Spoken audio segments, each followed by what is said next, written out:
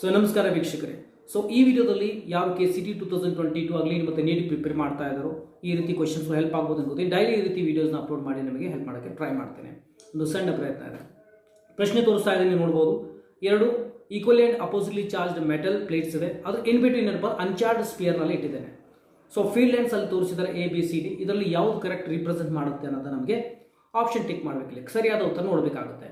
But ನಮಗೆ ಇಲ್ಲಿ ಒಂದೇನಪ್ಪ ಅಂದ್ರೆ properties of electric field lines ಬಗ್ಗೆ ನಾಲೆಜ್ ಇರಬೇಕು. ಏನಪ್ಪಾ ಅಂದರೆ field lines usually inside the conductor ಇರೋದಿಲ್ಲ, ಯಾಕಂದರೆ ಅಲ್ಲಿ 0 ಇರುತ್ತೆ. ಫೀಲ್ಡ್ ಇನ್ಸೈಡ್ ದ ಕಂಡಕ್ಟರ್ ಏನಾದರೆ 0 ಇರುತ್ತೆ. ಸೊ ಹಾಗಾಗಿ B ಮತ್ತು D ನೋಡ್ಬೋದು.